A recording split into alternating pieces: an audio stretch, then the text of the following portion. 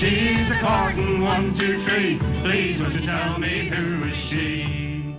A fond farewell for the crew in Antarctica as they prepare to celebrate the shortest day of the year. And we stay with Antarctica now, where we reflect on ITV News' coverage from the continent over the past 2 weeks. We've examined the impact of climate change on its environment and its wildlife and looked at how it affects the rest of the world. And we've also followed the vital work of scientists from the British Antarctic Survey who are based there.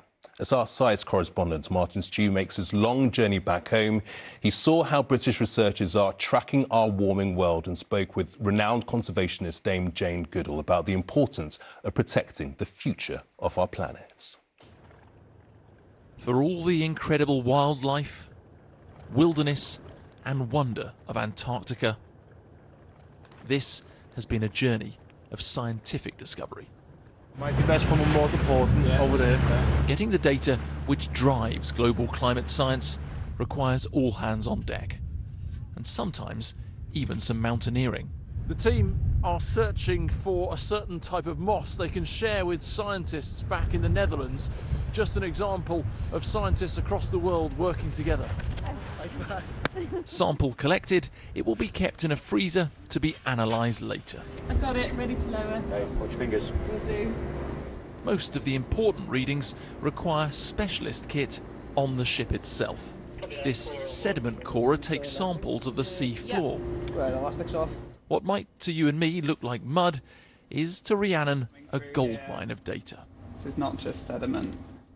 What we've previously seen is glaciers are really important in summer, providing food to the ocean nearby through meltwater. But what we've seen in winter this time, it looks like there are different drivers of that food supply. And that's important because it will help us better understand ocean life and the vital role it plays in storing carbon. The whole while, the ship has been mapping the sea floor, often passing through uncharted waters which used to be solid glaciers. Measurements show ice walls can stretch 200 metres underwater, making them even more susceptible to warming waters than previously thought. We've learned a lot about how the ocean impacts on the glaciers of Antarctica and how that works differently in winter compared to the summertime. This is really new insight for us, and we can feed this into our computer simulations, and then we can use those computer models to better understand, better forecast how things are going to change down here as climate change progresses. Science in Antarctica isn't easy or cheap. Its value is dependent on people listening to what's been found. There are certain world leaders who are still say they're in denial and they're not going to take the right actions. Zoologist Dame Jane Goodall is famous for changing how we think about chimpanzees. It's really up to us, the people, to try and make our voices heard in a meaningful way. And I think, messages from Antarctica, visions of shrinking ice, penguins, and so on, it can only help.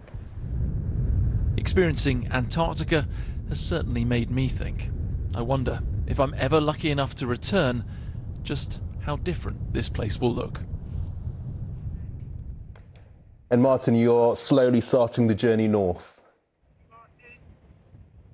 Yeah, that's right. We are heading back home, me and cameraman Mike. It's been an incredible journey, which is going to really stay with us for the rest of our lives. Where we are now is still south of 60, but we are slightly further north. And as a result of that, I saw something for the first time for 3 weeks I hadn't seen before. The sunshine. It was amazing. This bit of rock you can see behind me actually is where Shackleton's men ended up camping for 4 whole months. Imagine being stuck there. We've not had those sorts of hardship, but if you would like to see how we battled through the weather to try and show you some of these pictures, we've made a little video which you can see on our website with some interesting information, me trying to get into an immersion suit, Mike battling against the wind, filming in the dark, all the challenges that it's been entailed. It has been a real adventure and one hopefully you'll get a chance to see on that video clip itself. As I say, next journey is back to the Falklands and then flying home. First, though, is Drake's Passage, and the understated Captain Will told me it is going to be extremely rough, so wish me luck. It certainly has been quite the journey. OK, Martin, many thanks indeed. And finally tonight, we return to Antarctica, where tomorrow, whilst we are celebrating the longest day, they are celebrating the shortest. The South Polar region will get just a couple of hours of twilight. For the small community of British Antarctic Survey staff who live there, the occasion is treated like Christmas. And as our science correspondent Martin Stew explains, it's all part of the incredible team spirit formed at the end of the Earth. Station, one of the wildest places on Earth, feel like home. Well, food is a focal point. The flowers and the mess may be plastic, but there's nothing fake about the friendships forged here. The ship brought with it fruit and veg. It will be the last fresh food here until October. Fruits has been like a huge thing. Having that down here has been really nice. So it's up to head chef Ellis to eke it out. Last minute cake, because I ran out of time to cook anything else. With the help of anyone willing to muck in. Get it washed. Downtime is essential. There's a music room where the dress code is relaxed, gym, and even a bar to unwind. The weeks, months just roll into one. So, yeah, you need this time to just unwind and relax. Keeping everything in order is down to station leader Alex. He's only in his 30s, but is the de facto sheriff. So Alex, it's a big responsibility, isn't it? Yeah, it is. But the upshot of it is the stuff that we are doing here today impacts global science and impacts the global community. Tomorrow is midwinter, when you only get a couple of hours twilight. It's a big deal down here, so they celebrate it like Christmas, exchanging gifts which have to be made because there are no shops for 1,000 miles. This was an old battered up sledge box that had to do some wood filling on, and then this here is from one of the Nansen sledges themselves. So it's a lamp, perfect for those long nights. How important are traditions like this? I think really, really important that we all look after each other through our various jobs, so I think it's just a way of showing some appreciation. There were 160 on station in the summer, now it's dropping to 42, including Eloise for her first polar winter. What's it going to be like when you're stood on the wharf and you see that ship pull away? Quite daunting, quite scary.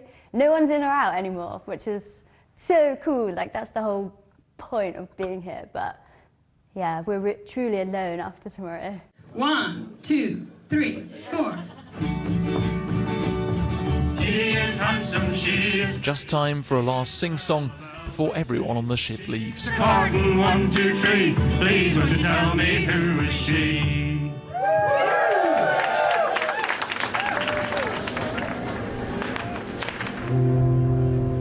And just like that, it's time to say goodbye. As the ship pulls away, we take with us friends and the final link to home. Those left behind are now their own community, an artificial family drawn together in the dark. So Martin, that must have been an emotional goodbye, but you're still with a huge number of the crew who have made this journey on board the RRS David Attenborough possible. Yeah, absolutely, Gamal. It is an emotional time. Those people we've left behind in Rothera are going to see some hardships, but it's worth it because they're trying to understand what's happening to things like the glacier behind me. We saw carve in just the last half an hour or so.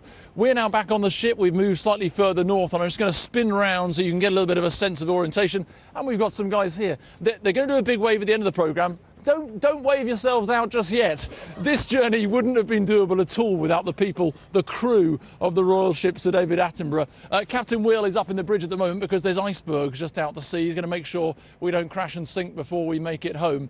But you know what? The scientists only make up a small portion of work down here. It is really, really difficult. So you need everyone from chefs to deckhands and every other role going. You may have seen Dave, the bosun, in his T-shirt earlier in the week. He keeps the cranes moving. So these people are absolute stalwarts. They're all away from their family. It's part of the reason they've come out to say goodbye. So now, guys, you can wave now. This is your moment. Give the camera a big wave and we can look at the top. So this is goodbye from ITV News, goodbye from Gamal, and Julie will be back at ITV News with the news at 10.